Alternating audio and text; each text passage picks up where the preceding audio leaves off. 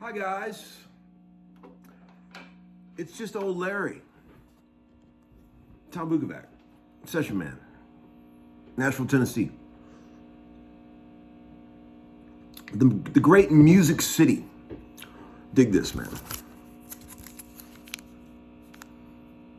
1956, Bob Feller.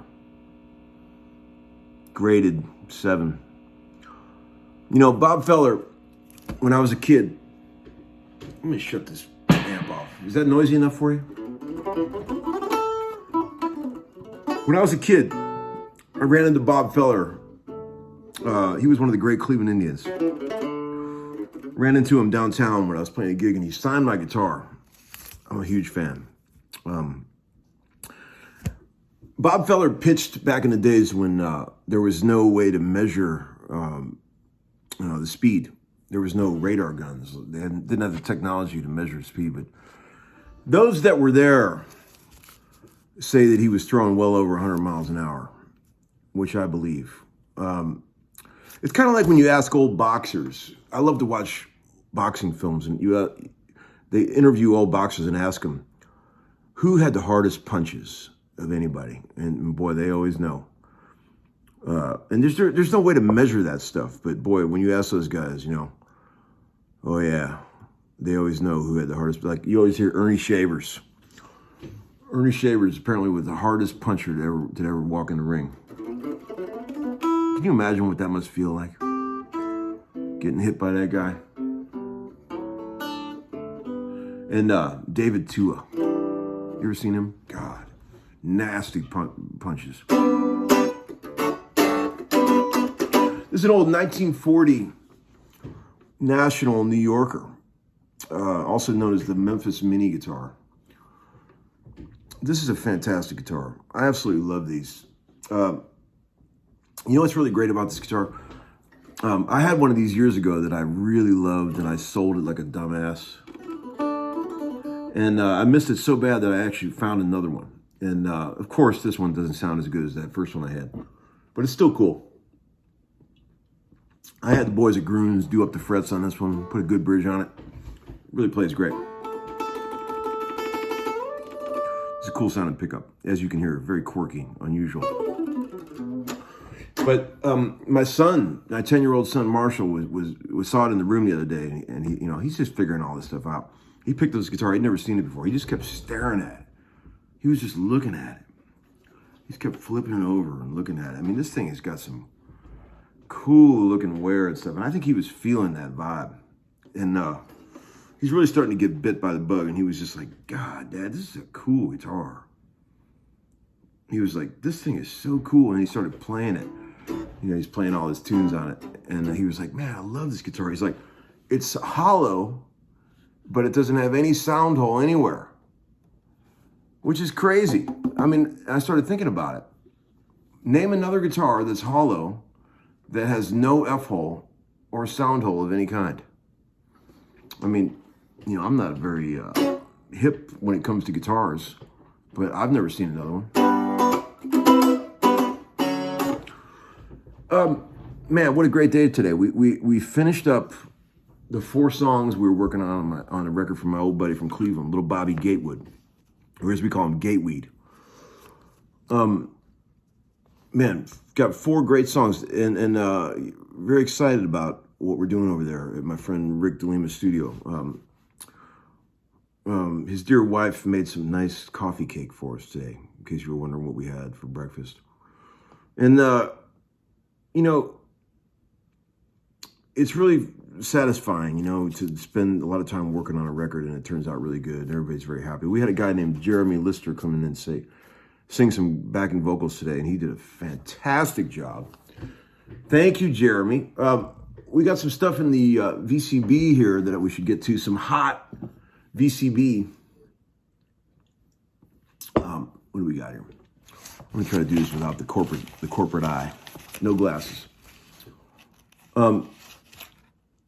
Hey Tom, what's the best record ever? What's the best record ever made that no one's ever heard? Man, I think it's called I Am Shelby Lynn. You ever heard that record? Bill Bottrell produced it. Oh Lord, I've been listening to that record for 20 some years. I Am Shelby Lynn. Shelby, and then the last name is Lynne.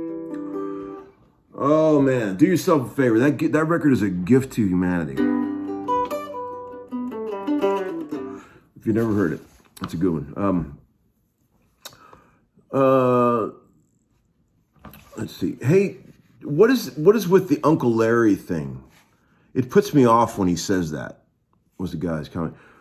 Well, as we all know, you know, Uncle Larry is the voice that's in Tom's head, because Tom is not really all there. He's mentally ill, and he has voices in his head, and Uncle Larry is the person that tells Tom Bukovac to do things. You know, so if you're not comfortable with that, you may want to look at some other channels like Sports Bar Blues channels where you can learn how to play, you know, 5 hot licks in C. Sports Bar Blues licks. But you know, any lifer musician you're ever going to meet's a little nuts. They're all like that. Uncle Larry's no different. You know. Okay. Hey Tom, oh man, I can't read my own writing. I'm sorry, you guys. I'm terrible at writing things. Look at this. Wait a minute. Maybe I need the corporate eye. I'm going to put the corporate eye on. Let's see. Does Uncle Larry ever sweep pick? Sweep pick. No, Uncle Larry's never sweep picks. Never. He never does. He never would. Do you keep a log or ledger of all the sessions that you've done in your life? You know, I've talked about this in some past episodes, and I think this is worth showing you guys again. I mean, you want to talk about, okay, since I was just getting started in sessions, I'll say this again. Some of you have already seen this. I write on a piece of paper. I write out the month, and I write out what I'm doing. I don't trust any phone or digital sort of, you know, way of doing this. I have to see it written out on a piece of paper in front of me. So this has been going on for 25 years, and look at this, man. Look at this. This is insane. I don't think you're getting a very good look at how many pages are in this thing. This is just 1,000 pages of shit.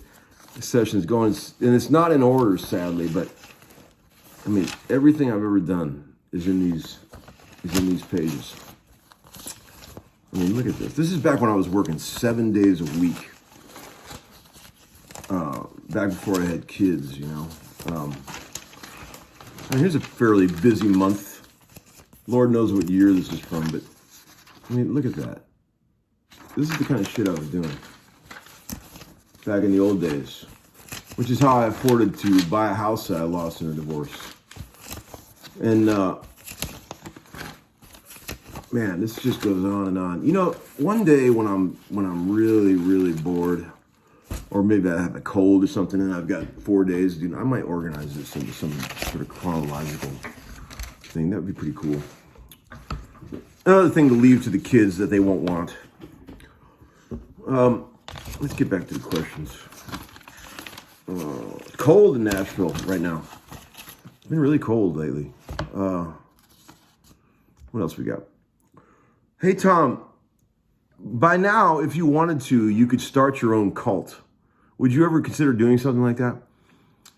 Oh, God, no. No, but I do want to announce I'm coming out with Homeskoolin brand Kool-Aid that I'm going to be bringing out soon. Available in a couple different flavors, but I'll be putting that on Drew's website real soon. Let's see. Oh, God. I think that's about it for now. This is episode 199.5 because I've got something very special planned for episode 200 that I think you kids are going to enjoy. You're going to enjoy it a lot. I may have a special guest on the show.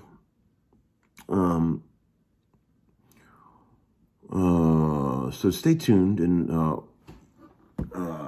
won't be long, and we'll have episode 200. This is 199.5. Here's a really cool chord I figured out today. Check this out.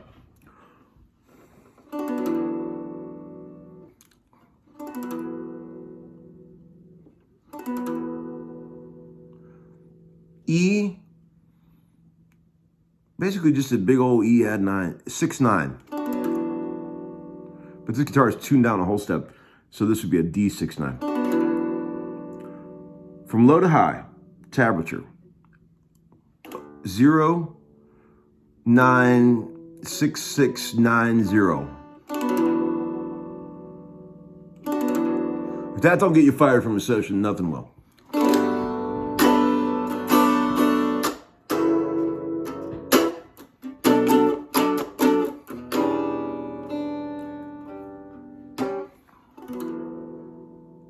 Yeah?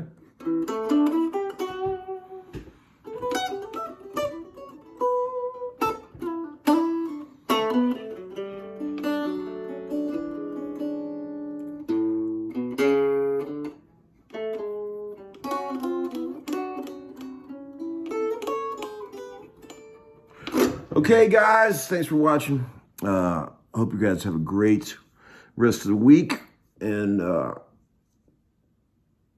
what else? That's it. See you at the sports bar. Okay, guys. Bye-bye.